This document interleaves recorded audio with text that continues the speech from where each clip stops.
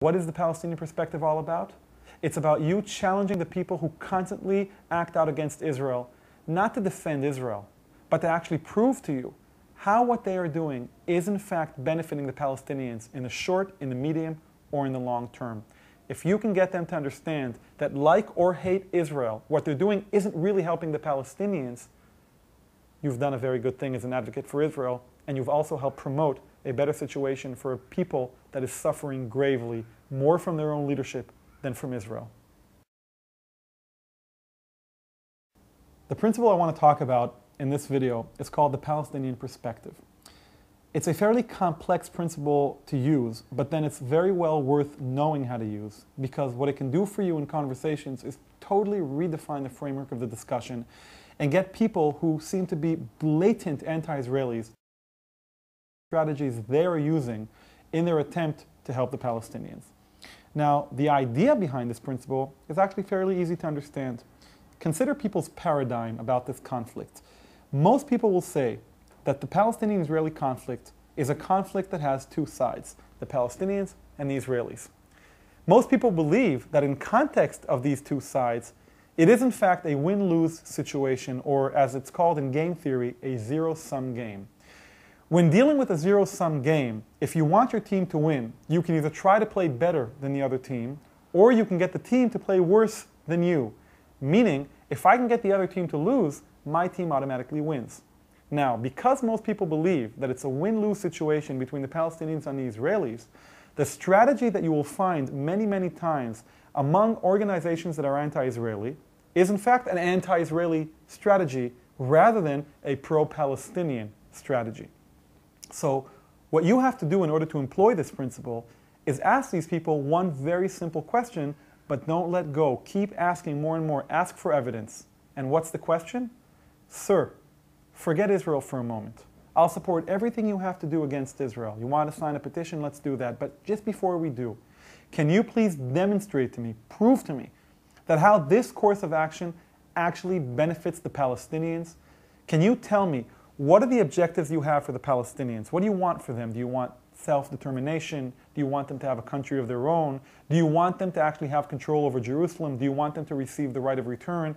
What do you want? What is your hope for the Palestinians? And how are you serving these objectives in your current strategy? Meaning, how are you helping the Palestinians by signing the divestment petition against Israel or by protesting against Israel? And have you found over the past 20 or 30 years that this strategy is working for you? Because I want to introduce a different paradigm, and this is where the Palestinian perspective comes into full force. See if you can get people to agree to the following paradigm, that in fact the Palestinian-Israeli conflict is not a two-sided conflict, but rather a three-sided conflict. That in fact it's a triangle. And at the base of the triangle, you have on one side the Israelis, and on the other, the Palestinian people. And at the top of the triangle, you have the Palestinian leadership. And that if in fact we do have a game theory situation here where it's a win-lose situation, then the real situation is that when the leadership wins, Israel loses, but then also the Palestinian people lose. And when the leadership loses, Israel wins, but then the Palestinian people win as well. Meaning, a deeper look at the reality on the ground will find that in most cases, in most situations, the lives of the Palestinians and the lives of the Israeli people are so intertwined that the effect of an incident on Israel and on the Palestinian people is very much similar many, many times. But the lives of the Palestinian people and their own leadership are not intertwined. These people can live in unbelievable poverty. The leadership can live in amazing lifestyles and are very, very rich. When Israel retaliates against the Palestinian people and there are injured individuals, the people suffer, the leadership doesn't. When the leadership sends an attack into Israel territory with a suicide bomber or rockets onto Sderot, the Israeli people suffer. And when Israel retaliates, like in the Gaza war, the Palestinians suffer, but the leadership does not. This is a three-sided conflict, not a two-sided.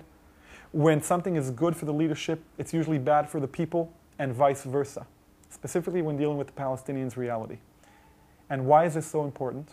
Because based on this new paradigm, every single time the people you're talking to, the anti-Israelis, are acting against Israel, they are in fact also acting against the Palestinians. every single time the anti-Israeli pro-Palestinians, as they would have themselves be, strengthen the Palestinian leadership, the Hamas, they are in fact damaging the Palestinian people's situation. They are reinforcing a leadership that tortures its own people, that doesn't really want an independent country, that cares more about destroying Israel than about promoting the Palestinian people. And we can provide you with endless documentation, and some of it is already attached to this video, that demonstrates case after case after case how, when something is good for the Palestinian leadership, it's bad for the Palestinians and it's bad for the Israelis. And when something is good for the Palestinian people, it's usually very good for the Israelis, but very bad for the Palestinian leadership because it undermines their position. So what is the Palestinian perspective all about? It's about you challenging the people who constantly act out against Israel, not to defend Israel, but to actually prove to you how what they are doing is in fact benefiting the Palestinians in the short, in the medium, or in the long term. If you can get them to understand that, like or hate Israel, what they're doing isn't really helping the Palestinians, you've done a very good thing as an advocate for Israel, and you've also helped promote a better situation for a people that is suffering gravely, more from their own leadership than from Israel.